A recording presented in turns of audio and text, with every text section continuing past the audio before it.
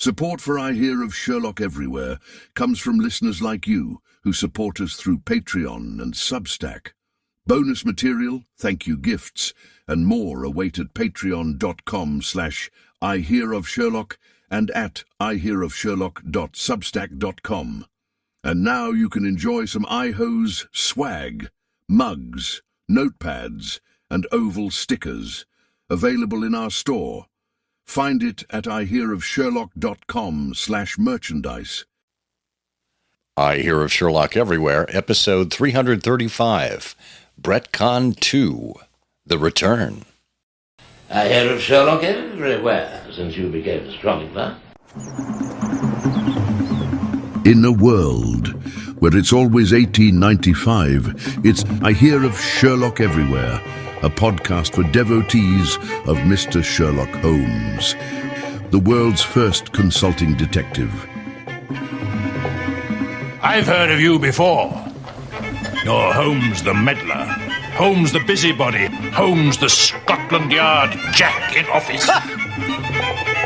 The game's afoot as we interview authors, editors, creators, and other prominent Sherlockians on various aspects of the great detective in popular culture. As we go to press, sensational developments have been reported. So join your hosts, Scott Monty and Bert Wolder, as they talk about what's new in the world of Sherlock Holmes. You couldn't have come at a better time! I'm Bill Curtis. This is I Hear of Sherlock Everywhere. Now here are your hosts, Scott Monty and Bert Wolder. Thank you, Mr. Bill Curtis. Yes, this is I Hear of Sherlock Everywhere, the first podcast for Sherlock Holmes devotees where it's always 1895. I'm Scott Monty. I'm Bert Wolder. And this is the regular Bert, not the return of Bert. Oh, no, this is the return, Bert. I'm slightly bruised around the edges, but I come with my original receipt. Oh, well, that's good, because I hear you're under full warranty. I am, but I'm out of my original packaging. Are my pants anywhere? Can you see them? Yes. Well, we have a great show today. A triple interview. We have three guests on. Gus and Luke Holwerda and David Youell from the Sherlock Holmes Jeremy Brett podcast. Or is it the Jeremy Brett Sherlock Holmes podcast? It is. It's the Jeremy Brett Sherlock Holmes podcast. I don't want to get the two mixed up. It's alphabetical order. Jeremy Brett Sherlock Holmes podcast. They have another, well, I don't know if you'd call it a conference or an event or an excursion or what, but it is exciting. We're going to talk to them all about that. And they have an exclusive for us here. This is the only place, or at least the first place, you're going to find out about who some of the guests are going to be at the show. And for our Patreon and Substack supporters, we have bonus content. We have additional conversation with David and Gus and Luke that you'll want to tune in for. So make sure you are supporting the show on one of those platforms for as little as $1 a month. And we would appreciate you sharing this around. And of course, you can listen to this on any podcast platform that you happen to find podcasts.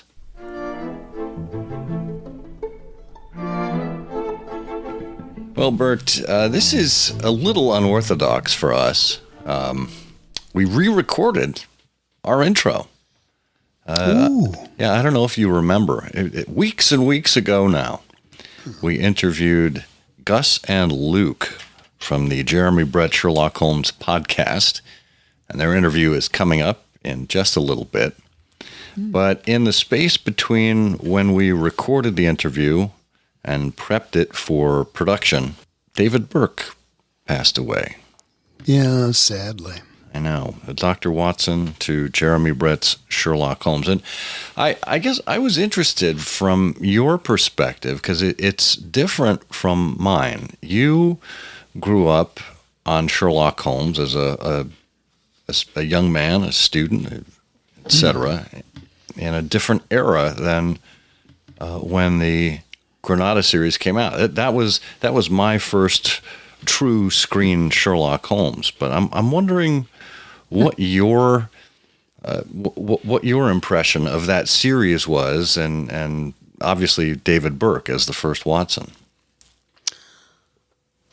Well, I mean, it's interesting. I can talk more about, the notion of eras and impressions, but to me, the series was groundbreaking. It was a revolution. It was unbelievable. It was the characters, the stories, the tales, the cases, the atmosphere, the environment, the world of Sherlock Holmes brought to life realistically, believably, interestingly, visually, so satisfying on so many levels.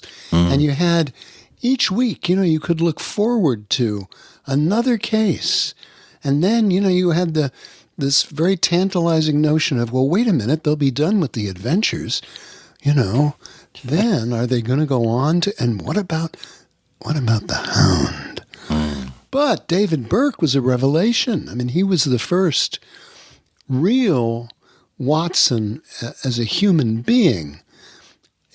Unless you discount another Watson, that I was quite fond of for similar reasons, and that was Robert Duvall's Watson in The 7% Solution. Even Colin Baker in The Private Life of Sherlock Holmes, was more of a foil, a little bit more humorous. They had this funny business at the ballet. Nigel Bruce was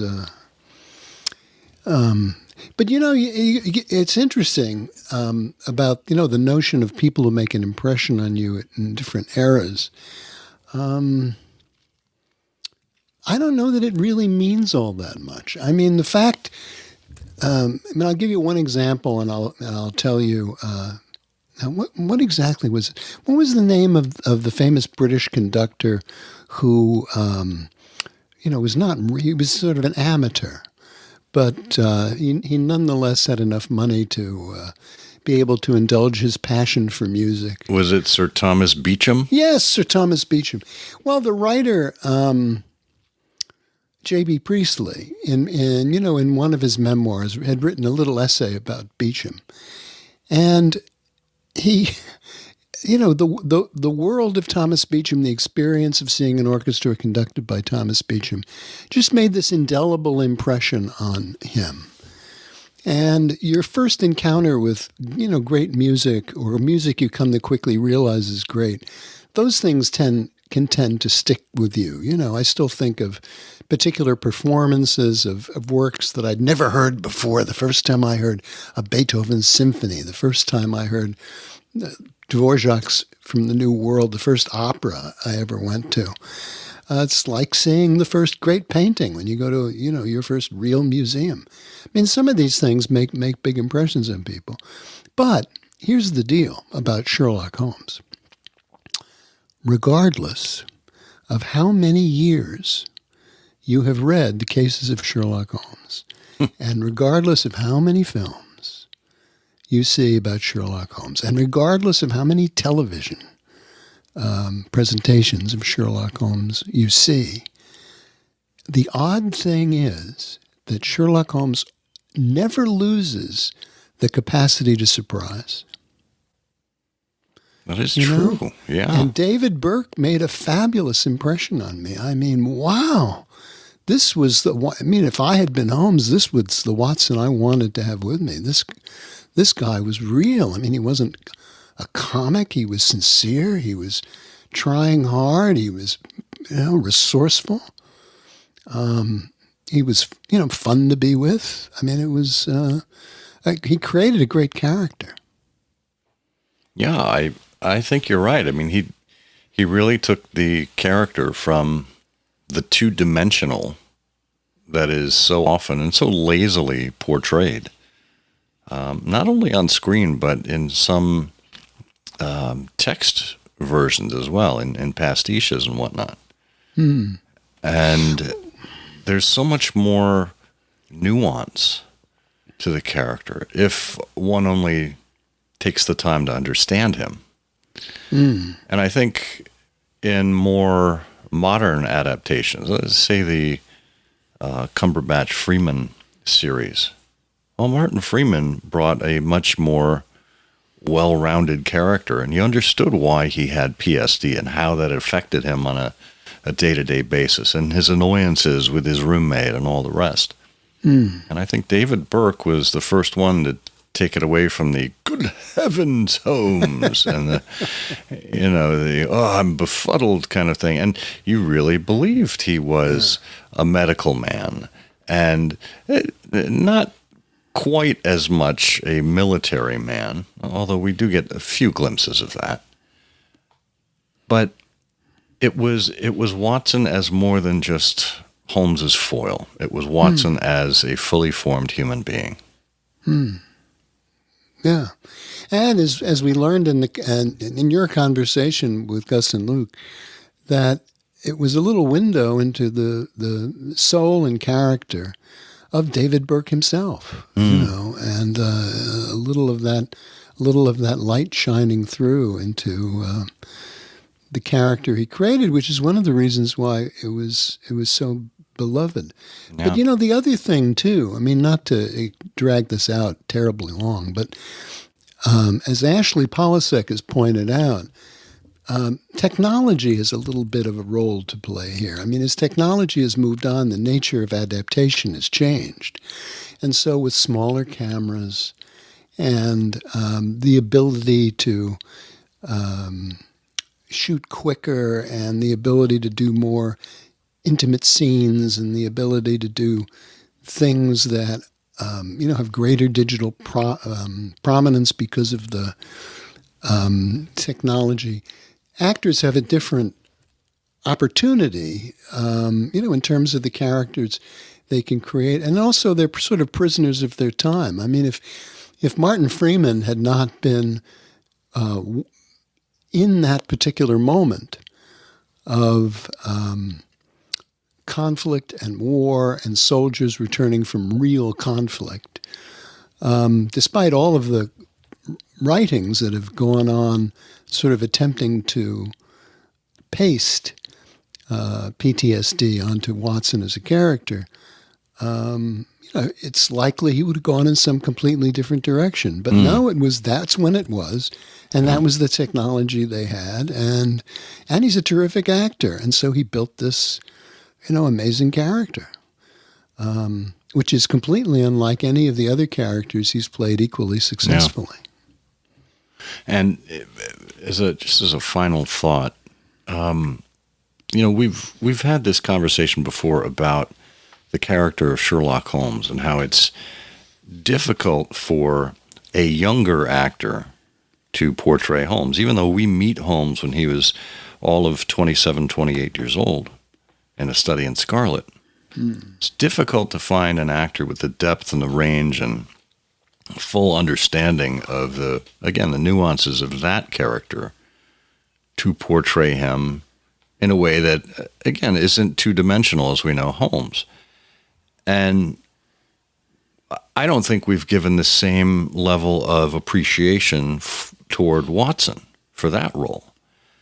And the quote that keeps coming back to me is the one that Gus and Luke shared from David Burke's wife, Anna, who said he's playing an ordinary man in this case. He was initially a little disheartened by that. And she said, no, you don't understand. It takes an extraordinary man to play an ordinary man. And if you look at David's career both before and after Holmes, Shakespeare was a big part of it. And even, I know I'm going off on a tangent here, but even Michael Pennington, who we noted on our website recently passed away, his career in Shakespeare was phenomenal after his success on the screen. And, you see this through David Burke as well, and that's where he got the greatest joy, was in these deeper understandings of characters on the stage. And I think it really came through with his Watson. Well, I think that's very astute. I like that a lot. I mean, the fact is that there are, although it might seem different, the really great actors. I don't know that there are at any particular given point in time, more than maybe a handful of people who really count as real greats in the acting profession. I mean, there are only so many Helen Mirrens and Meryl Streeps and Ian McKellens in the world. But they have this unique ability to be memorable in virtually any character that they choose to create. Well, I'll tell you, if Helen Mirren were Dr. Watson, she would definitely be memorable. Yeah, she'd be taking names. Well, we're going to take a quick break here, and after that, join us for our interview with Gus and Luke. Oh, of course, we begin with events. This entire episode is all about an event, but we want to catch you up on what's going on around the country, mostly, in the world of Sherlock Holmes societies. So we turn to the Sherlockian calendar, which can be found at sherlockiancalendar.com, and we run through the dates. Bert, where in the world and where on the calendar do we find ourselves this time around? Where in the world? We find ourselves in St. Charles, Missouri, at a meeting of the Harpooners of the Sea Unicorn. And it's nice that now we're in the midst of summer, that so many of these things are now actual meetings of people. So that's July 17th, and you can find out more from Jonathan Bassford, and their website is harpooners.wordpress.com. Oh, superb. And if you happen to be north of the border, from our perspective, on July the 18th in Toronto, Canada, the Bootmakers are having a special event. Ooh, a special event. I like that. In Toronto. It looks to be like it is... No, it is not a special event. It is online only, according to their website. Oh, no! I have conflicting information from Sherlockian Calendar and from the Bootmakers. Well, you know what? Check with the Bootmakers on their website. There's a link there from the Sherlockian Calendar. You can check that out and see what suits you. But it's on July 18th, regardless. Yeah. And then July 19th, Madison, Wisconsin, they'll be clearing out the bird cages at the notorious Canary Trainers meeting. Joanna Draper Carlson can tell you more at comicsworthreading.com/Canary Trainers. And if it's Nashville hot chicken you like, then you are likely to find it on July 21st in Nashville, Tennessee, for the Nashville Scholars of the Three-Pipe Problem. They're having a lunch meeting on the 21st. You can find out more at nashvillescholars.com. And Tulsa, Oklahoma on July 30th. The Afghanistan Perceivers are meeting. Brian Wilson can tell you more, and their website is tulsa-sherlock.org. And if you happen to be in the heartland, specifically noted as St. Louis, Missouri, July 24th through the 26th, the Parallel Case of St. Louis is putting on Holmes in the Heartland 2. Rob Nunn and Heather Hinson are arranging that. You can find out more at parallelcasestl.wixsite.com. And you may be hearing more about this event in the coming weeks, so stay tuned. I have a suspicion I know somebody who's speaking there. Never heard of him. Me neither. And we round out the month on July 25th, Winter Garden, Florida. The Orange County Pips of Orlando are having a breakfast meeting, and our friend Eric Deckers can tell you more. Superb. If you have an event that you would like to have added to the Sherlockian calendar, just go to SherlockianCalendar.com and get in touch with Ron Fish there. And while you're there, browse around and see what you can find in an area near you.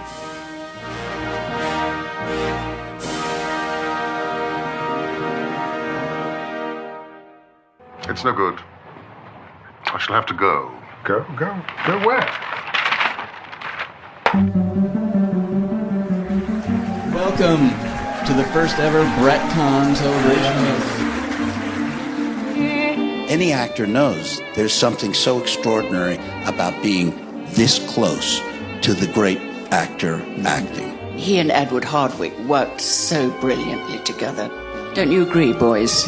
I absolutely agree. and I'd have said that unprompted. Look, and a few bubbles appeared. Bog juice. It was a wonderful way to see how the entire machine of the show, which we've been talking about today, led by Jeremy, took place. I would be obliged if you would keep me informed as to developments. Well, developments continue apace here on I Hear of Sherlock Everywhere, where we welcome back Gus and Luke Holwerda and David Youell to the program. Hello. Hooray. Hello. The whole crew from the Jeremy Brett Sherlock Holmes podcast. It's delightful to have you gents back with us. I think it's been about 50 episodes or so since we spoke to you last. Wow. I'm not sure we have 50 total episodes of our podcast. Oh, come on. That's a good note. You guys are very prolific. You should see us over on Trifles. My goodness.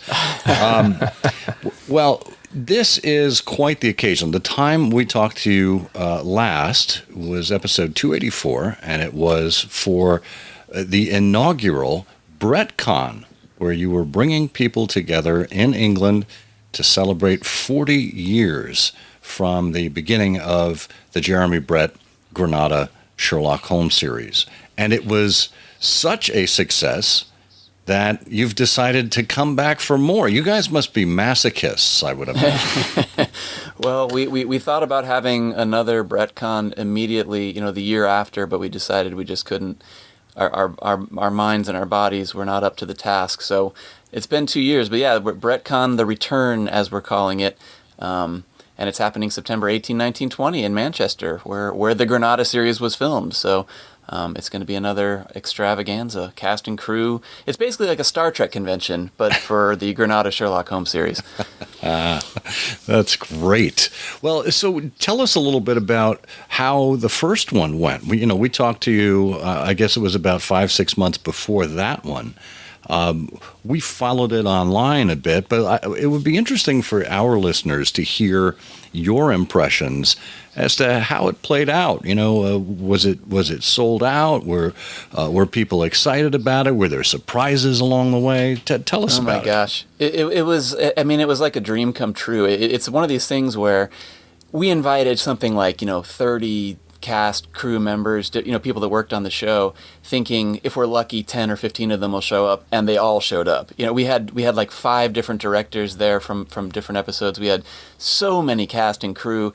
John Bruce, who directed The Dancing Men, among others. We sang a birthday tribute to David Burke, just kind of out of the blue. David Burke couldn't be there because his health didn't permit him to be, but we recorded it on the phone and texted it to David Burke while everybody was there. I mean, we had like messages coming in from Stephen Fry and different people who were supportive of the show and supportive of the event and fans of Jeremy. And I mean, it was just nothing but surprises. It was nothing but fun. And I think the greatest part of the whole thing was just the community. I mean, we had no idea what to expect. We thought maybe, we'll be lucky if 15, 20 people show up to watch this thing. And it was just, totally packed. And we had to get a bigger venue this time to, accommodate all the requests for people who want to come back to Brettcon the Return. And so, the challenge has been trying to find ways to make this one different and even bigger and even better. And we think it's going to be. But, Luke and David, I'm sure, are going to have their own wonderful memories from that day. So I'll shut up and let them ramble for a minute. Well, actually, that was the thing. Listening back to the trailer, I cut that together a few days ago, and I haven't watched it since. And that really kind of gives you a very obviously very brief look at the day, but that's kind of how it was. It was just fun stories and fun remembrances of their time on this show. And a lot of times, for a lot of these actors, this was their first acting job or a very early acting job in their career, so they didn't know how good they had it. I mean, these were their words. So putting that trailer together, in my mind, I remember thinking, like, I've got to hit this point, hit this point, hit this point. And then what it ended up being was just, what did the day feel like? And those moments just kind of jumped out. And so, like, James Faulkner talking about bog juice, like, that was just a little gag that we put in there. But that panel of the Hound of the Reunions, the Hound of the Baskervilles reunion, with Christopher Tabori, James Faulkner, and Alistair Duncan, that was just one of the big highlights of the day, because they hadn't seen each other. They were fast friends on the episode, and they hadn't seen each other in 30, 40 years. So bringing them together was emotional for them, and obviously for everybody in the audience. It was just really something special. So hopefully we can do more of that. That was actually one of the things that did stand out to me, was the fact that the three of them, a lot of people didn't know this, but they became super close friends with Edward Hardwicke, that cast. And for those who don't know the actors' names, we're talking about Stapleton, we're talking about Henry Baskerville, and we're talking about Dr. Mortimer.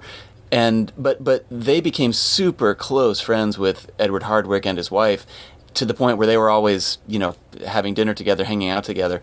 And somehow, friendships change over the years, and they kind of drifted apart. But having them all come back together and kind of share a lot of stories of their fun times with Edward Hardwicke, and frankly, reconnecting with Prim, Edward's wife, who they hadn't talked to again in a decade. And on stage and off, there were tears, of joy. It was just a very magical thing. It's hard to put into words. You kind of had to be there, but it was neat. But also, the three of them came from three different corners of the globe as well for this event. Like Alistair's in LA, James Faulkner lives mainly in France, and Chris Tabori is now in the Philippines. So it was no small feat for any of them to come, but they all wanted to reconnect with each other. Yeah, that's remarkable. And I think my main memory of the whole day was just sort of how well it went, really, because I don't...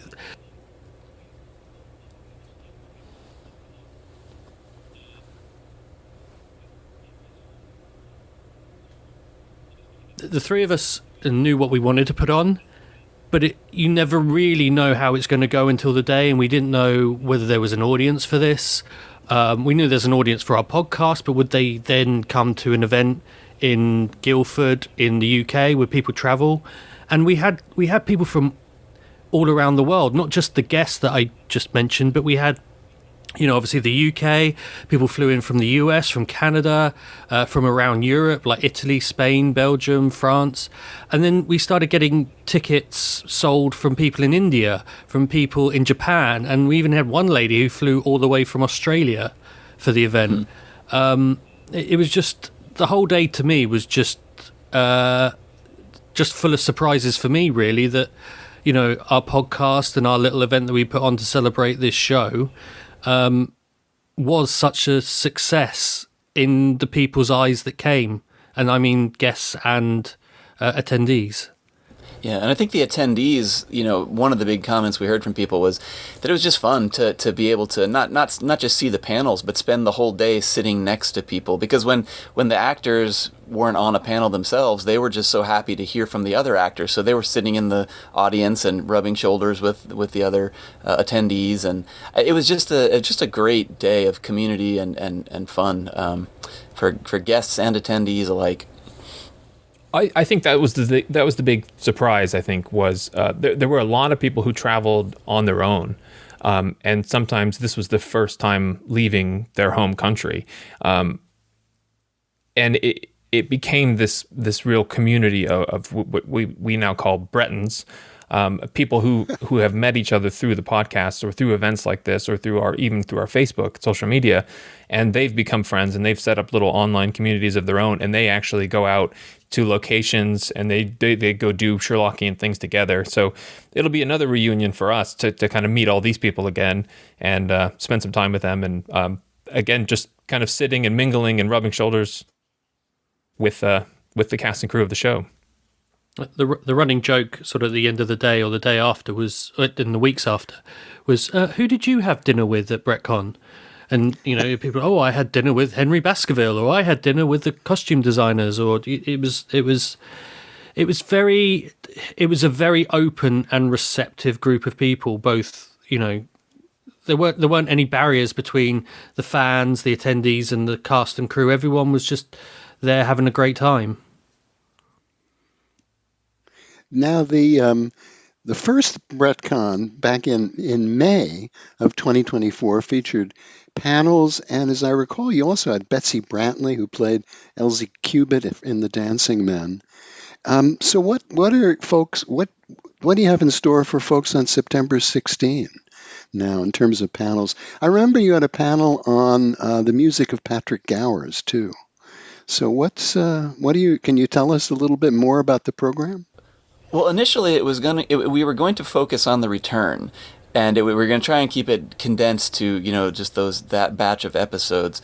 But as things kind of started to grow, we realized there was no way we could contain it to just the return. So we've already announced some of the guests who will be joining us, and I don't know, we can all hop in here, but we'd like to make kind of a special announcement here, wouldn't we? You guys, we wanted to share a couple of names with the IHOSE audience that we haven't shared IHOSE yet. Exclusive. I love it. Yes.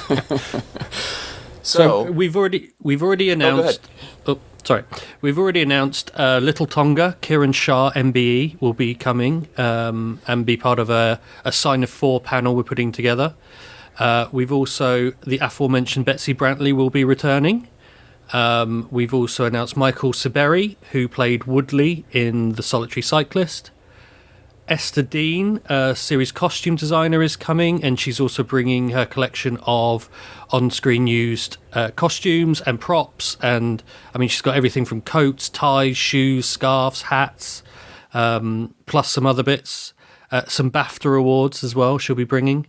And then Luke, who we've got 2 more announcements to make exclusively here. Oh, yeah, well, I guess I can do it. I mean, the big thing was, I think we kind of been looking through the Return series and picking out, I think, the standout episodes, the standout episodes for us. And there's some obvious ones. But there was an on-screen duo that we thought, if we could get these 2 together, it would just be incredible. So from the Abbey Grange, we are getting Oliver Tobias, who played Captain Crocker, and Anne-Louise Lambert, who played Lady Mary Brackenstall. Wow. And this will be, I think, the first time they've seen each other since filming. Yeah. And again, Anne-Louise Lambert is now a resident in Australia, and she's flying all the way from Australia to Manchester for this event, which is just phenomenal. Yeah. But I think that tells you how much they enjoyed that experience, is that, that they want a little bit of it to bring it back a little bit. And I think as much as we all love it as fans, I think they still had a really good experience with this show. And I think to get a little bit of that back. Something that we've learned at Brettcon, the first Brettcon, and also just on our podcast in general, is how much actors loved working with Jeremy Brett. And he really was very, very special. He brought something so unique to that part. But just as a human being in general, he was just a star. He was just a star. And so everyone wants to share their stories of their time with Jeremy Brett. Everyone wants to remember and and feel those feelings again. And there was more than one time at Brettcon 1 where people were like, Jeremy's vibe is in the room. It's like he's sitting in the back, cheering us on. And so I think a lot of these people they want to kind of show up and tell their tales, tell us what it was like working with Jeremy, what it was like working with David Burke, Edward Hardwick, Colin Jevons, the whole group. And we should say that while Anne-Marie Lambert and Oliver Tobias are our latest, greatest announcements, there are many, many more to come. We're still a little ways out. So, there's a lot of people who are 99% locked in, but we just can't announce yet. But we will be announcing in the coming days. So again, we did the same thing as we did last time. We invited 30, 40 people, and my guess is that they'll probably all end up showing up. So it's going to be pretty neat. Yeah. Wow. Well, and the other thing is, another way to honor the series and the memory of the people that actually worked on it is the fact that we're holding it in Manchester also means we can bring out the crew. A lot of the crew members will be coming to this and getting to see their work appreciated and actually, reconnecting with each other. And so it's in that way, I think it's going to be special as well.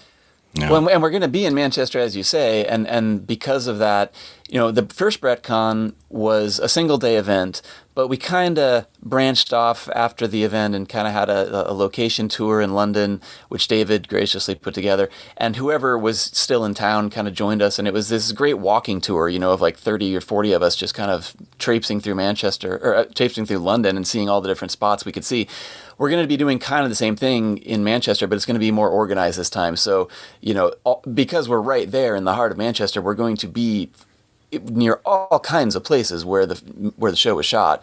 So it's just going to be, again, another walking tour. That's going to be one of the days we'll be spent doing that. We should probably talk about the third day of what we're calling our 3-day Brettcon event, because it's a very special event, a very special piece of the event.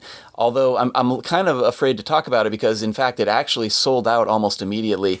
I think there's a couple tickets left because we added we added a spot. We added Well, we should say what it is. It's when we were there last time, we went out to Leighton Hall where The Dancing Men was filmed, and we met with Susie Reynolds. And she remembered the entire experience. She had photos from it. She actually wrote a book, and part of the book is about that experience. So she took us on like a tour, told us where everything was shot and how they did certain things. And she just said, if you guys ever do this again, you should have an event here. But it was a case of we can only hold so many people. And so we thought, well, that'd be a neat little exclusive to do, and hopefully we can sell that many tickets. And that sold out in 2 days. And so we've added a second screening. And what we're doing is we're going to have Betsy Brantley come out. We're getting other actors. We're still working on that list right now, but Betsy's going to be there. Susie's going to be there. Esther Dean will be there. And we're going to screen the episode in the hall, in Leighton Hall. And then we will do a tour of the grounds with Betsy and them and kind of telling their experiences, and we wander around, take pictures, and just spend the day at Ridlingthorpe Manor. And I just think that's going to be pretty dang cool. And I was going to call it a once-in-a-lifetime opportunity, except now we've had 2 screenings, so we get to experience it twice. Yeah.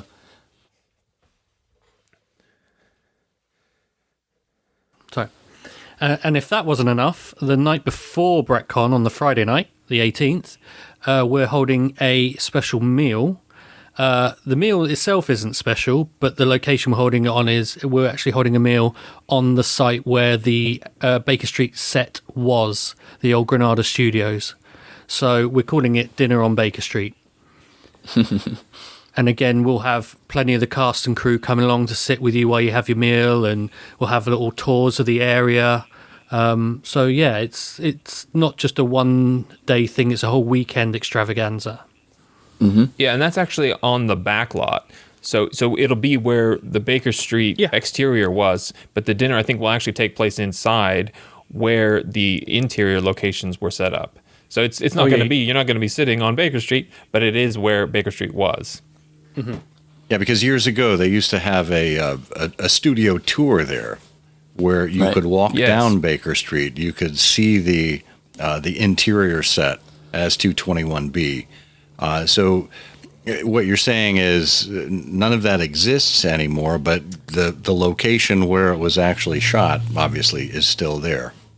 Yeah, so actually some of the old infrastructure is still there. It's not recognizable as a Baker Street set, but some of the sort of the infrastructure they set up for the Baker Street set is still there and is used by the current building, which is, funnily enough, a crystal maze.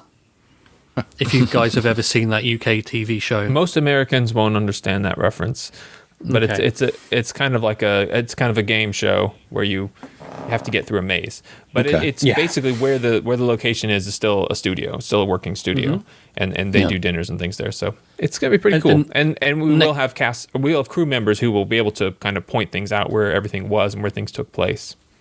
And next door is what they call the bonded warehouse, which used to be part of the old studios, and where some of the interiors, including the interior 221B Baker Street set, was as well. So we'll be poking our nose through there, I'm sure, as well. But there's actually quite a few locations that were real period-specific buildings that are still in existence, again, within walking distance, which is why we're going to be doing a walking tour of the locations that were used in the show right there. The thing is, if you come to Manchester and you come to the kind of the city center, the Midland Hotel, where all the cast members would have stayed and where Jeremy would have basically lived while they were filming this, you can stay in the Midland Hotel. And if you go 10 minutes to your right, walking, you're at the theater. And if you go 12 minutes to your left, you're on Baker Street. And then in every direction around you, there are locations, shooting locations. And we actually have a website dedicated to this. So you can make your own tour at locations.sherlockpodcast.com. But it effectively, you can walk right across the street and it's Manchester Town Hall, which literally too many episodes to list, but notably in the Blue Carbuncle where Peterson discovers the goose took place right there. And then right next, or a little bit down from that, is the Albert Hall where they filmed parts of the Pince-Nez and Eligible Bachelor, Cheatham's College where they're Moriarty's base of operations, and it just kind of spreads and spreads and spreads. And our idea was we would do a walking tour of what makes sense in that area, and then hopefully people have time in their schedule to where they can spend a day or two even driving around the outside of Manchester and visiting places like Tatton Park, which you could go there and look in any direction and you could find different episodes. And it's just, there's so much to do that I hope people they have enough time to kind of hit more of what we're going to give them and actually go and investigate on their own. Yeah, I do want to call out that website that you guys have put together because you've done an extraordinary job with it. I know it's been something that's been evolving over time as you've discovered more locations and taken more shots, and folks have sent in material to you. But we'll have a link to that in the show notes where people can go and explore whether or not they end up coming to Brettcon. It's a fascinating way to find out more behind the scenes of the Granada series. Yeah, and that was actually based on your list. So I think we have to give you thanks to kickstarting that thing. We tip our hat to you in our podcast because your original list was our starting point, and then we just decided let's make this 100,000 times more complicated than it needs to be and make it gigantic. So it's but it has maps, it has photos, it has then and now photos, it even has little pieces of advice like, this is a private residence, please don't set foot on it or you may get the mastiff unleashed on you, that kind of thing. We did try to make it possible for you to know if it's okay to visit and to even put contact information if that was a possibility. But a lot of these things are public or the National Trust homes. There are just a few that were private residences. Like I think off the top of my head where they shot the naval treaty, I think you can find it, but you can't go in, that kind of thing. But I think we put all that in the location website, so buyer beware. Yep. Yeah. Well, one of the things I wanted to talk to you about, because you mentioned early on that this was like a Star Trek convention. The sense I've gotten from some actors over time is they dread going to these things. And they will begrudgingly sign autographs if someone is willing to pay them $5, $10, $20 or pounds per signature. And what you described with Brettcon is quite the opposite. Not only were the fans, the people buying tickets, delighted and excited to be there, but so were the cast and crew. And part of me wants to think that, well, maybe it was because it was 40 years on and there was nothing done in those ensuing years. Yeah. At the same time, I would have thought, well, as an outsider, not as a Sherlockian, but as an outsider, I would have thought, well, after 40 years, maybe people just forgot about their experiences or forgot about those episodes. What's your impression been like? Well, I mean, every time we sit down for an interview with somebody, and at this point, I don't know how many, I think we've banked something, it's over 100 interviews of cast and crew that we've spoken to about. 168. Okay, it's much more than 100. But every single time they start off by saying, look, this was 40 years ago, I'm not going to remember anything. And then with just a little bit of prodding, it all comes flooding back. And I think you're right. It's because it was a good experience. You know, it was a wonderful experience. Frankly, Granada created something special, not just what you see on the television, but behind the scenes too. I mean, they were a really wonderful company, treated their people really well, tried to do something unique and original and timeless. And I mean, that's the reason we keep coming back to the show, I think. But I think just all those factors together make people want to talk about it, want to remember it. You know, we've never spoken to anybody who had a terrible experience. Not a single person in all those interviews. Everybody loved Jeremy. Everybody loved being there.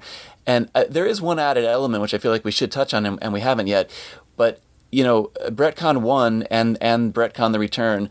All the proceeds go to Mind UK, which is a mental health organization in the UK that we thought Jeremy, you know, with his issues with bipolar disorder and so on, would have appreciated the funds going to. So every dollar that gets spent on an autograph, those dollars go straight to Mind UK. So I think that's another reason why people are happy to be a part of it, because they know it's for a good cause, and it's a great cause, frankly. So I think that's part of it. Yeah, I would say as well that our event is you can do autographs and photos, and you have that option, but that's not the primary reason for being there. Which some, you know, Star Trek conventions and Comic-Cons, you know, the majority are there to hawk autographs and photos, whereas ours is, you know, it's focused on a shared love and happy memories of a series, and it's about giving back to the people that have given us so much over these 42 years. And I think they know that. But I think further than that, I think that there's something that I think a lot of people don't know from the outside about the TV industry or even the film industry, which is you do these TV shows, you do these movies, and you kind of move on, and you almost never talk to these people again, and for good or bad. And so a chance to come back 40 years later and meet people that you had an experience with, and a positive experience. And like we said, I think thinking back to the show, a lot of folks didn't really realize how much they enjoyed it until we brought up some of those memories. And so when we said, do you want to come to this thing and meet all your friends again? They said, sure, exactly. Why wouldn't I? And to your point about Star Trek and Star Wars, we spoke to Michael Culver before he passed, who played Reginald Musgrave. And we actually just released that interview on our podcast. But he said the same thing. He's like, I'm just so glad you guys didn't ask me about Star Wars. Yes, Admiral Nita. Yeah. Captain Nita. Yeah. But he was just delighted to speak about something that he actually enjoyed.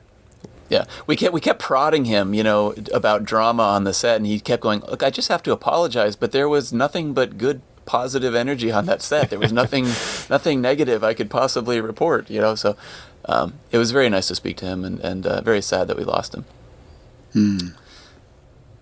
But I don't know. I mean, I feel like, you know, we might be remiss if we don't bring up something else not having to do with Brettcon.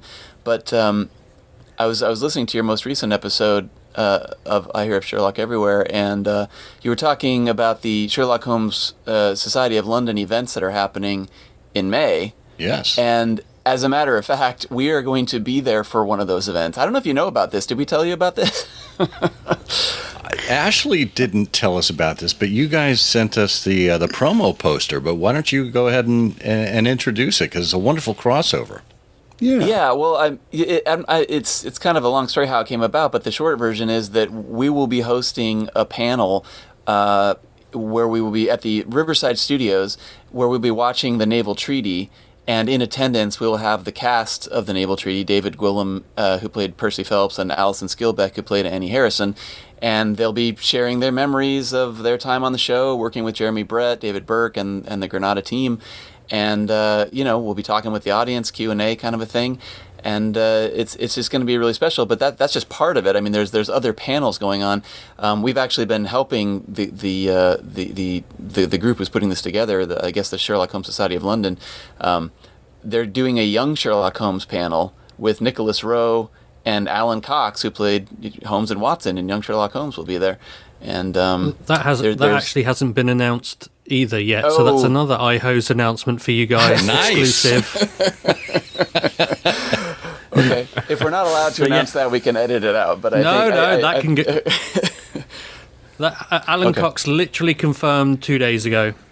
So we are reuniting the Holmes and Watson from the Young Sherlock Holmes movie. Yeah.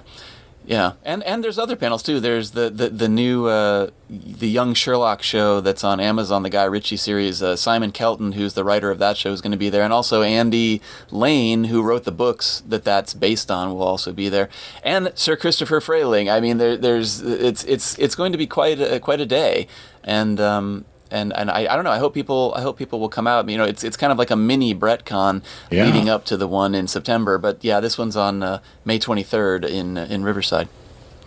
Yeah, and there'll be merchandise tables as well. They're going to have a lot of like Sherlock merchandise and books and things you can get. So it's just going to be a cool thing to come and hang out and spend half your day there doing. Yeah. Well, we will have a link to that in the show notes as well, for as much as we're bumping up against that. I think we'll have about a week from the drop of this episode until that event. So folks will need to move quickly to get their tickets to the Riverside event. Yeah. Definitely. Yeah.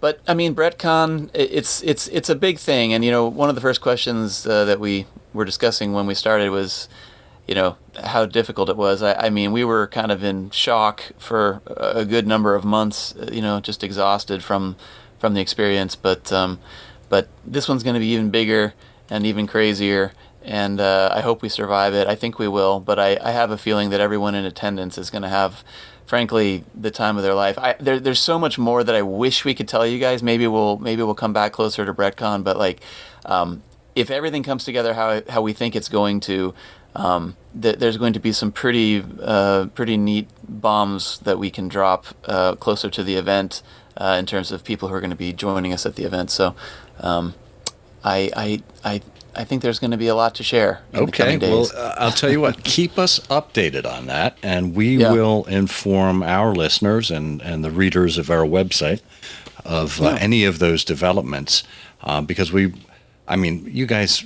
You guys don't need our help with this, but I want to make a big deal out of it because it is a big deal, and people need to understand the level of effort you're putting into this, and the true showmanship that's coming about as a result of it. You know, it's really remarkable that you all have the ability to pull together all of these strings and bring these folks together. I mean, go ahead.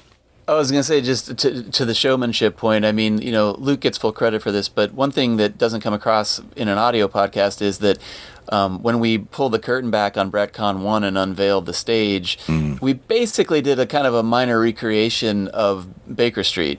And so, you know, we actually had the actual poster of the Reichenbach Falls above the fireplace that was brought in by one of the, you know, DPs on the show who actually had the original poster from the show. So we had all kinds of actual screen used props and set pieces and things like that on the stage. And so in between panels, people were able to just kind of walk through and look at the, you know, the Napoleon bust close up, or you know, the Dr. Watson's plaque from his medical practice. You know, they could see that right up close. So John we're gonna have Thor's that leg. and more. Yeah, Tom Thaw's wooden wig. Yeah. We're going to have even more of that stuff. Yeah.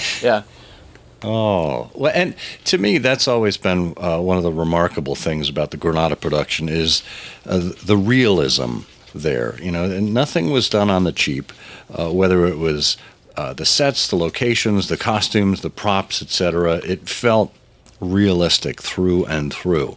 And so to see those things up close and personal really must be remarkable for folks who have a chance. And of course, the three of you have the Sherlockian Relics collection, where you've reproduced a number of these things faithfully. And you were on, I think, at least a second edition by the time we talked to you last time. Tell us about how the Relics collection is going. Well, that is going, it goes very well when we do them. They're a lot of work. It's a lot of effort to make them. But it's something we really enjoy doing. And because I've always kind of looked at this entire endeavor as a way for us to kind of go back into our youth and bring it into the future and be able to play with it to some extent, you know. And so, as we've always said about these Star Trek conventions, Star Wars conventions, you know, there's cosplay, there's prop replicas and things like that, and there just wasn't any of that for Sherlock. And there were just pieces from the show, just elements from the show that I always just thought, I'd really love to have one of those. And the bust of Napoleon was one of the major ones, just something so visual and so striking. And frankly, you can't find one like it because it doesn't very much look like Napoleon, but it had to be that one. And, you know, through the podcast, we found people that have them, people that worked on the show and stole one or whatever. You know, we've gotten our way to getting pictures of them so we could recreate it more or less the same. And actually at Brettcon, we brought two of them together. We brought one of the originals, we brought one of our replicas, and seeing them side by side was pretty special for me, especially because that was just one of those moments of it all coming together. But that's great. Well, I do have a customer complaint, Luke. I received my Napoleon bust, and when I broke it open, there was no pearl inside. I want my money back. It's shoved up in the middle. It's in there, man. Yeah. Did you order the pro one? Oh, it was Napoleon Bust Plus. I didn't get that version. Yeah, you need the Plus version. Yeah. And for $99.99, we can upgrade you, no problem, right now, Scott. You were Napoleon busted. Oh, David. But we should probably say that at the moment, I'm not sure how our website is set up right now, but we've sold out of all the relic sets. But we are going to be doing more in preparation of Brettcon. So there will be more. And so if anybody's interested, they can send us a note. We can put them on a list. I think the easiest way to reach us is contact@sherlockpodcast.com. But yeah, I mean, there'll be more soon. And with luck, and if our schedules ever permit, I think there's a Relics Volume 3 in the works. Oh boy. It's just it's going to take a little time, but there's plenty of stuff that could go in there, plenty of neat items from the show that would be cool on a shelf. Yeah. Oh, great. Well, it sounds like just a remarkable lineup, not only for what's going on with the show and the relics and everything, but certainly with Brettcon 2 over the course of 3 days at minimum. And I'm sure folks are going to want to come in and spend a little more time bookending their visit to Manchester and the area. But it's really... I have a question for you both. Sure. Are you coming to Brettcon? Oh. Would that we could. Yeah. It's a bit of a trek. Yeah. But it is. I feel like, I don't know if we've said it, but we probably should say that tickets for Brettcon can be found at our website, which is sherlockpodcast.com. I don't know if we dropped that or not, but it's probably a good thing for people to know. Yeah, that's a good point. We'll have links to, obviously, to your show, to Brettcon, to the locations, etc. All of that will be available in the show notes, so folks won't miss the opportunity to get over there. Well, if your schedules end up freeing up and you got nothing to do on September 18, 1920, and you can hop on over to Manchester, we'd love to have you. Oh, I wish. I'd love to be there. Yeah. And we should say thank you guys for having us on, because you guys behind the scenes have helped us out a lot with our podcast. So anytime we have a question we don't know the answer to, we reach out to Scott and Bert. Well, we're huge fans of your show, and obviously we're huge fans of the original series as well. You know, we had initially planned to get some of the cast members on our show doing interviews, and we either didn't have luck getting in touch with them, or they were back and forth. And you guys began your interview series, and we thought, you know what? Let's let the pros do it. You know, this is their zone. Let's let them run with it. And you guys have done remarkably well. Yeah. Amen. Well, appreciate it's by your grace that we have the opportunity to do it then. Because I think you would have taken it over. Well, keep going. And I certainly hope some of our listeners get the opportunity to come out and see you guys and see the amazing program you've put together. Thank you so much. Yeah. Well, Thanks again for joining us on I Hear of Sherlock Everywhere. It's been wonderful. Thank you, guys. The conversation kept going, and we have it as bonus content for our subscribers. We have a quick sample here. If you'd like to hear the entire thing, just sign up at patreon.com/IHearOfSherlock or ihearofsherlock.substack.com. In a timely fashion, so is what it is. But also, like you said with Bruce Broughton, some of these interviews, you get them done within a week or two, and others take forever. So sometimes we get interviews that would work on our next episode, so it puts us back a couple of weeks. I think we've got that at the moment with Thor Bridge, really, haven't we? Yeah. We're waiting on interviews.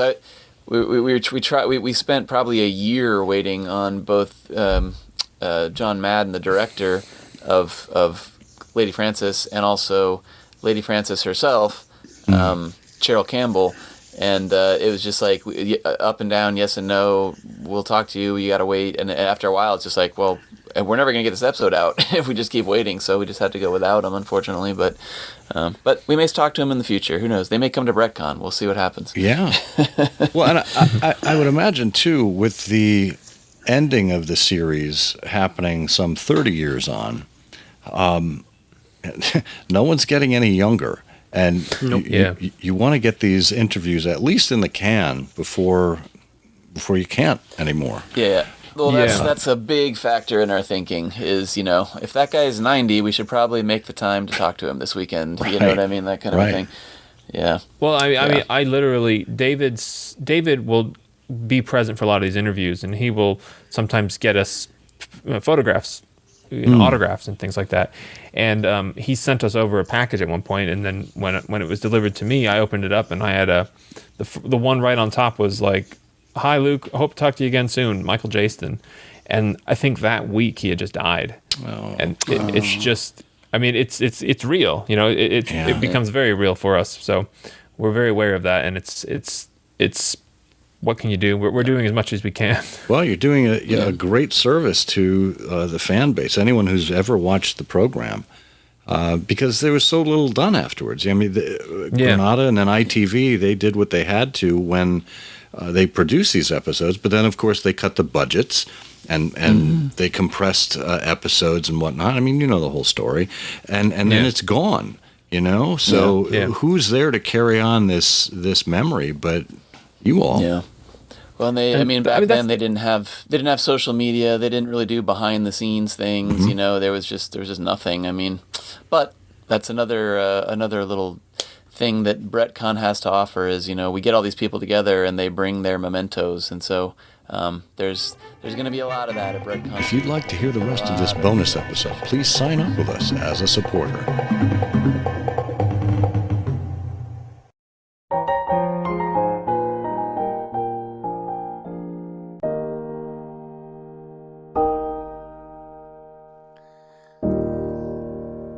It's so unusual and so unique what they've done. And I loved the way that, we started the interview by looking at the experiences of last time.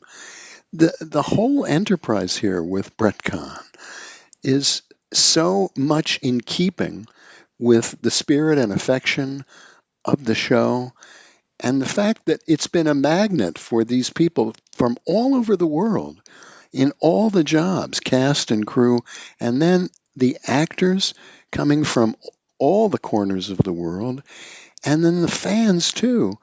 And the whole spirit of the thing, is so affectionate and so much of a tribute to what Granada and to what Brett and to what the producers and the whole organizers and the creative team behind the Granada series were able to do. And what's wonderful that Gus and Luke and David have, become part of that, and are perpetuating and are bringing it to new audiences. Yeah, and the word you use there, affectionate, I think it's important to set on that for a moment, because their love of the series and our love of the series and people who worked on it and the fans all around the world. You hear this resonance that there was no drama on the set. Everyone was having a good time. The quality of the production certainly speaks for itself. And everyone coming together to celebrate that is a marvelous thing. And look, in Brettcon 2, where you've reunited Oliver Tobias and Anne-Louise Lambert, who's within the Abbey Grange, their character's love story was one of the great love stories of the canon. You know, people that were drawn to each other and were protective of each other and willing to sacrifice a year out of their lives before they would come back together eventually. And here you've got the two actors coming back together after decades of having first appeared together. It's just so remarkable. And I was hoping that they were going to tell us that they were getting Anne-Louise to come over on the Rock of Gibraltar from Australia, just as Mary Fraser did in the Abbey Grange. But I think she'll take a more expeditious form of transportation.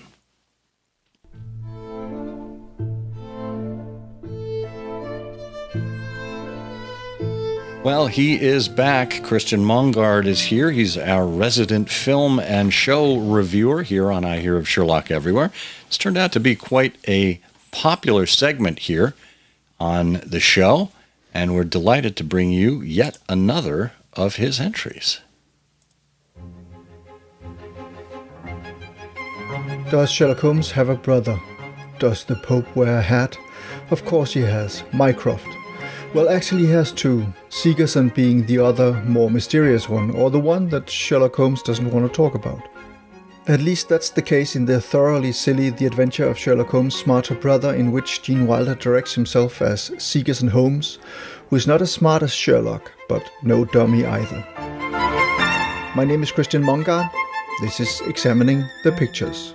I guess it was Mel Brooks who first spotted the qualities that made Gene Wilder such an intriguing and hilarious screen presence. His innocence, boyish charm and good looks, of course, with curly hair and blue eyes, but also his insanity and flair for sudden bursts of hysteria, desperation and anger.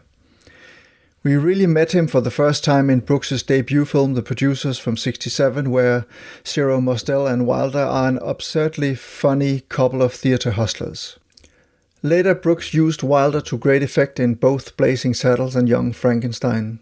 Both films are from '74, and in the latter, Wilder plays alongside Marty Feldman, who is also in The Adventure of Sherlock Holmes' Smarter Brother. The film from '75 is both written and directed by Gene Wilder as a send-up of more serious Sherlock Holmes films, a spoof like the ones Mel Brooks used to make. Wilder had the opportunity to learn from the best, and he was a co-writer on Young Frankenstein. And there are many entertaining scenes in the film, but it is not quite on par with the best of Brooks. It was suggested to Wilder that he should do a parody of Sherlock Holmes. At first he didn't want to, but then he thought of Sherlock's jealous younger brother, Sigerson. For many years, people have believed that Sherlock Holmes was the greatest detective in the world. But is it possible that there could exist another human being whose mental powers go even beyond those of the master? Hello, what's this? It's Sherlock Holmes' Smarter Brother. Starring Gene Wilder. Do you have a brother whose first name is Sherlock? I do not. You do have a brother? I do. Might I inquire as to his first name? Sheer luck. The film takes place in London in 1891. The Foreign Secretary, Lord Redcliffe, is handed an important document by Queen Victoria, who tells him that the fate of the empire is now in his hands. Unfortunately, the document is stolen later that same evening, and of course Holmes and Watson take on the case. Or rather, Holmes seems to be passing on the case to his younger brother, Sigerson, played by Gene Wilder. And he resents Sherlock being the more famous and successful of the two, calling him sheer luck. Orwell Sacker, played by Marty Feldman, who works for Scotland Yard and who is almost like a human tape recorder, being able to remember everything he has heard when being hit over the head. He gives Sigerson the message from Sherlock, who then pretends to travel abroad. A woman, the music hall singer Bessie Bellwood, played by Madeleine Kahn, who actually turns out to be the music hall singer Jenny Hill, both real people by the way, comes to see Sigerson. She's being blackmailed by the opera singer Edoardo Gambetti, played by Dom DeLuise, and Sigerson finds out that she was the one who stole the important document from Lord Redcliffe. Holmes, Sigerson that is enchanted by the lady, but his methods to get her to tell the truth is in equal parts to scream liar at her and to grab her breasts. She tells him that if she is sexually stimulated, she has a tendency to tell everything. Yes, The Adventure of Sherlock Holmes' Smarter Brother is that kind of a film, filled with innuendo, some more discreet than others.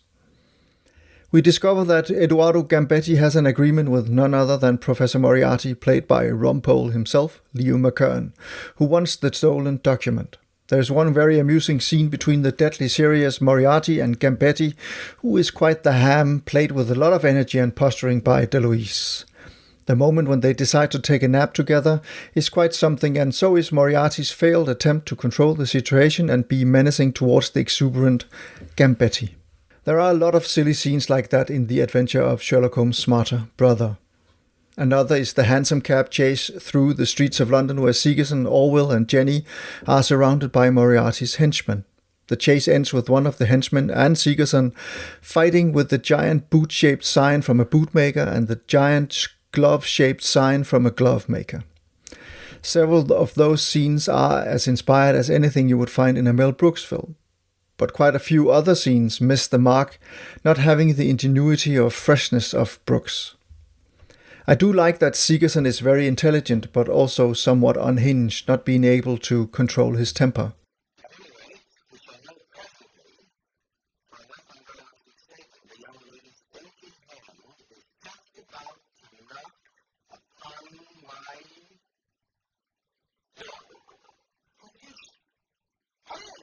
Bessie!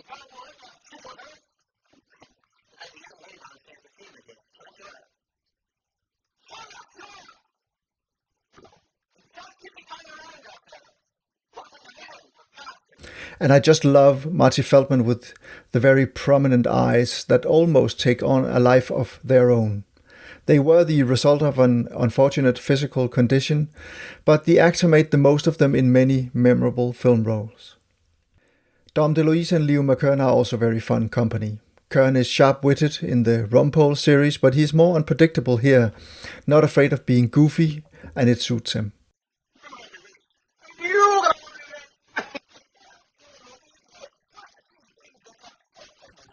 But I have to say that Madeleine Kahn is just wonderful as the lying, sexually charged temptress Jenny Hill, who literally charms the pants off Sigerson.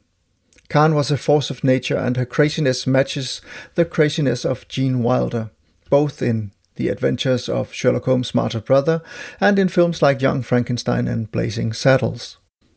And it is very amusing that Holmes, Sherlock that is played by Drs. Wilmer and Dr. Watson by Thorley Walters. They had both played Holmes and Watson before in different films and TV series, and in this film they both get the chance to dress up as women, proving that it is not only Sherlock Holmes who was a master of disguise. Sherlockian references abound in the film, Sigerson being one of the names Sherlock used during his great hiatus, and Orwell Sacker being very close to Ormond Sacker, the name the literary agent, Arthur Conan Doyle, suggested Dr. Watson use instead of his own when publishing the stories about his adventures with Sherlock Holmes. The plot of The Adventure of Sherlock Holmes' Smarter Brother is mostly a backdrop for the antics of a colourful cast of characters.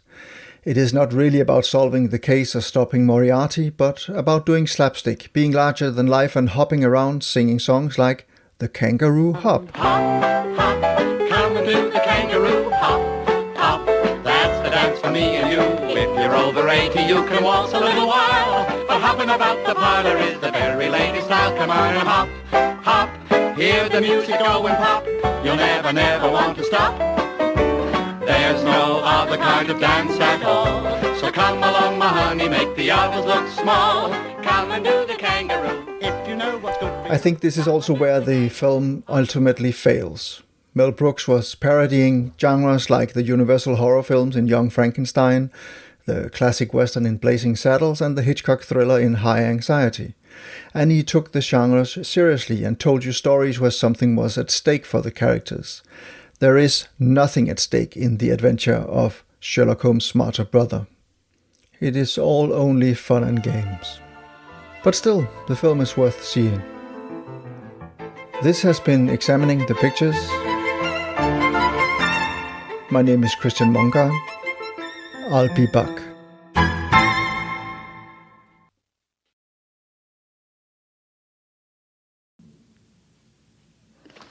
Well, it's fabulous. Yeah, it's a great assessment. I love the picture. It is everything Christian says about it is exactly correct. Unfortunately, it was not a great success, but still in all, I just love some of the comic craziness of it. But he's right. There's nothing at stake for the characters. It's like everything. It's a very good assessment by Christian. Yeah. Yeah, he did a fine job with it. This is, I would say this is probably something along the lines of a cotton candy film for Sherlockians. It's fun to have occasionally. It's a nice little snack, but it is certainly not fulfilling and not something you would enjoy every day. Well, those plucky strings means it's time for you to put on your plucky quiz hat, if there is such a thing, and join us for everyone's favorite Sherlockian quiz program. It's Canonical Couplet, where we give you 2 lines of poetry and ask you to discern which Sherlock Holmes story we are talking about. Now, here's the thing. You better brace yourself for this, because last time around we gave you not 1 but 2 couplets. Would that be a quatrain? No. See, these were separate clues because we were trying to catch up from missing one of them. So we are going to do back-to-back prize drawings here. So, Bert, put on your thinking cap. Ow. Or your thinking galoshes, as the case may be. And get ready for this clue that we gave people for episode 332. Weary after months of work, no need for an apology for 25 deductions by a master of graphology. Okay, Bert, here's your chance. Do you know which Sherlock Holmes story we're talking about? Oh, sure. Graphology gives it away. It's the theft of Queen Victoria's favorite knitting pattern. It's the case Watson called the Blue Cardigan Plans. Lovely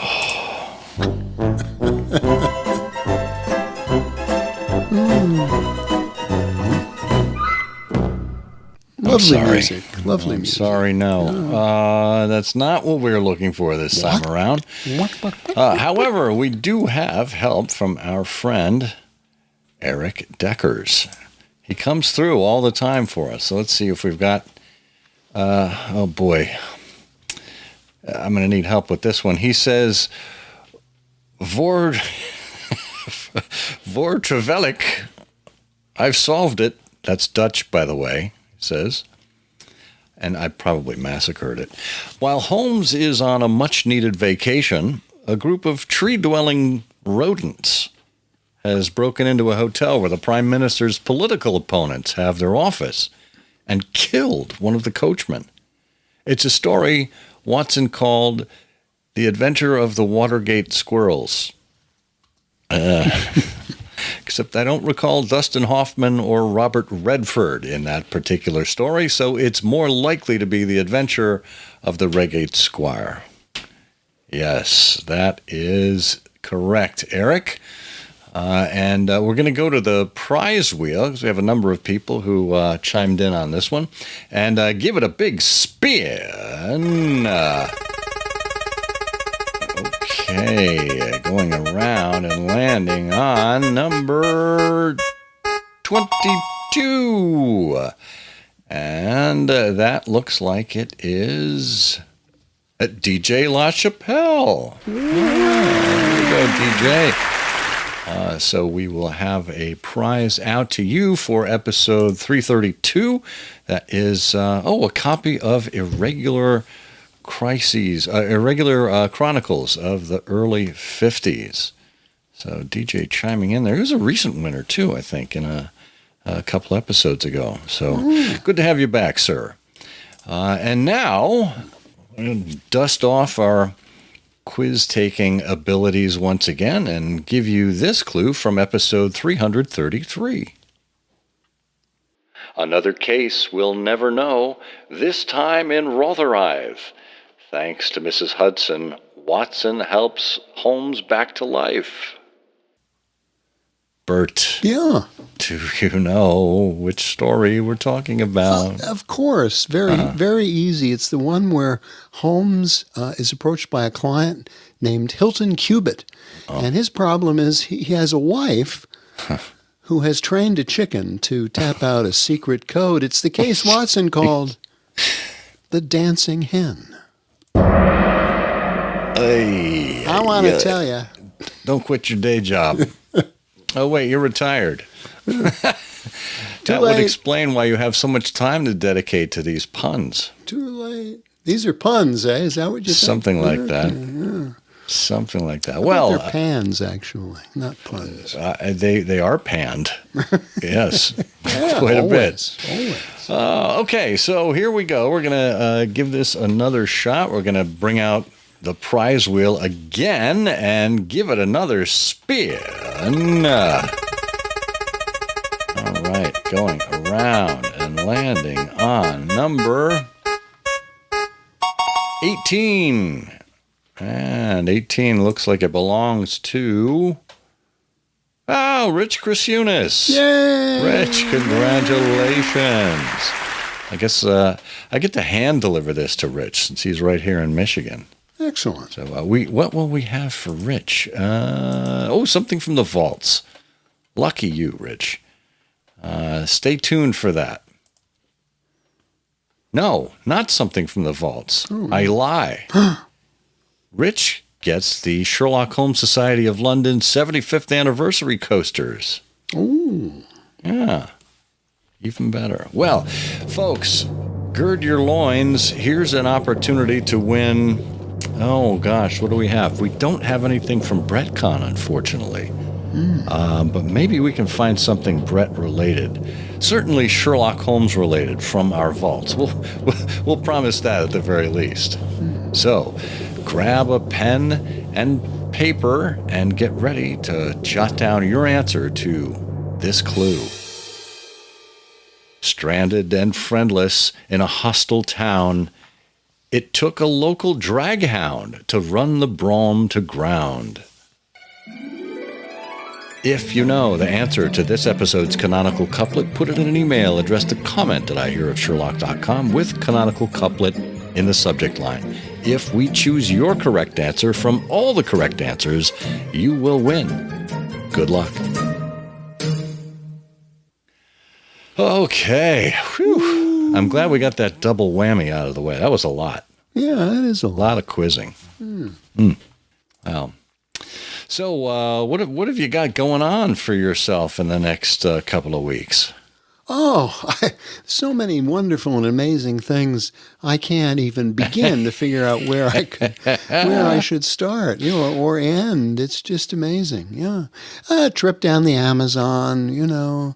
I want to see, a good part of Peru. You're a regular Fitzcarraldo, you are. Yeah, okay, I'll take that. Sure. Some of that. If the Carraldo fits, then there you are.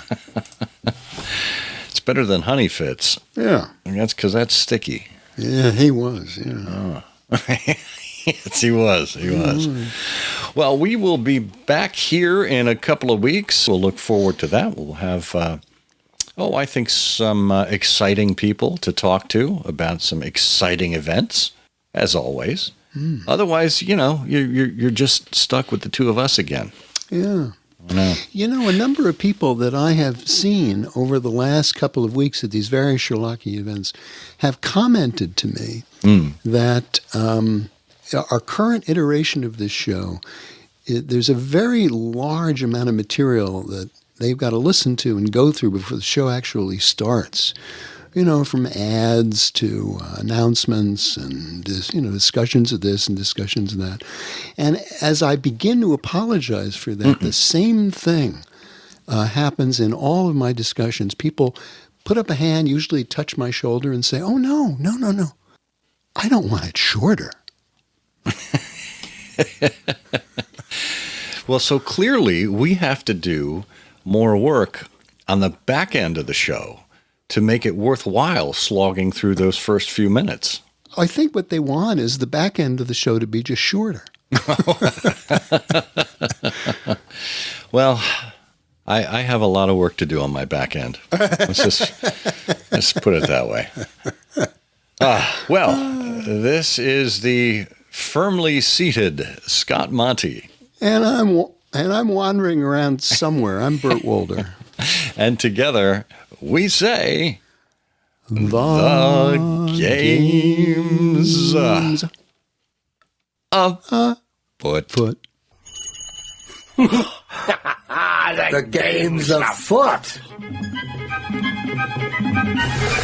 I'm afraid that in the pleasure of this conversation, I am neglecting business of importance, which awaits me elsewhere.